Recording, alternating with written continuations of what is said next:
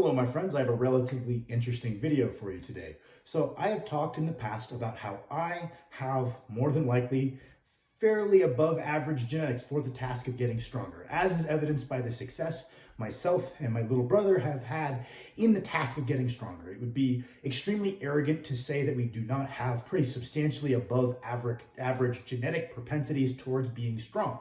But I have also mentioned in the past that I have met people that I felt had an even greater genetic propensity towards being strong than we do. People who have progressed quicker with worse habits, who ultimately either took their genetics for granted, they either kind of coasted off of bad habits due to those genetics, or ultimately they burned out on the sport because it came relatively easily to them. So it never meant that much to them because it was always an easy task. I've talked about that in the past, how multiple times I've come across people that I feel have an even greater ability to get strong than what Max and I have had. And you can see that in their rate of progression. And while we're pretty far right on that bell curve of genetics, there are people who are even further right.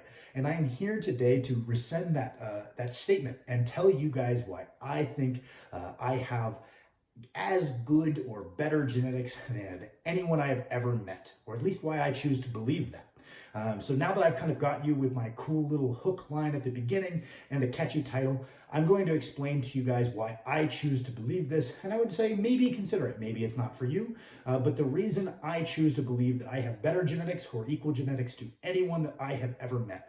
The reason I choose to do this is because in my eyes, the downside to overestimating one's own genetics being so if I approach it, right, sorry for backtracking a little bit, but if I just attribute, anytime I come short of my goals, anytime I have a shortcoming, I don't progress at the rate I want to, I attribute that to something I'm not doing well, something I need to do better, and I redouble my efforts. Every time I come up short, I try to refine my process, I try harder, I try to get everything even more optimized, I look for things that I could potentially be doing better, and I assume the person progressing at a better rate than me is picking up some small change off the ground that I am missing, and I'm trying to find what that is.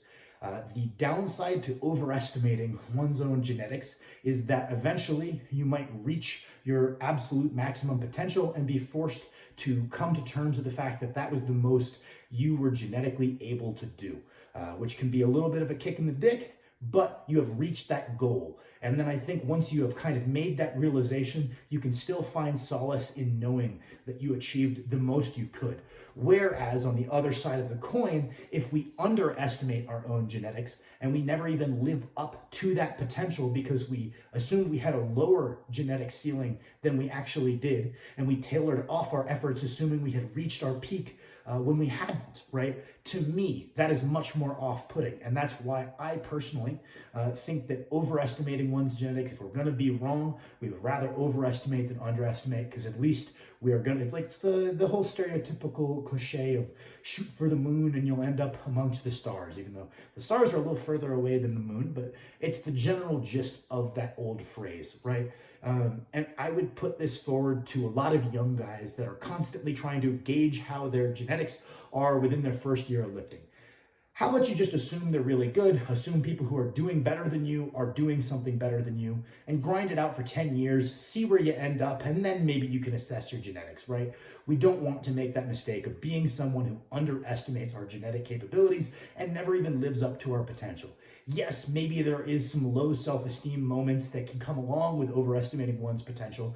If you're like, well, man, why am I not seeing the same progression that this other guy is?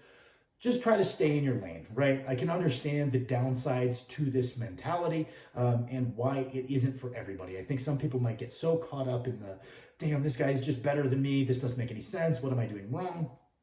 Try to stay in your own lane, but I would function under the assumption that you have the same capabilities as everyone else does until you've accumulated a pretty substantial training history.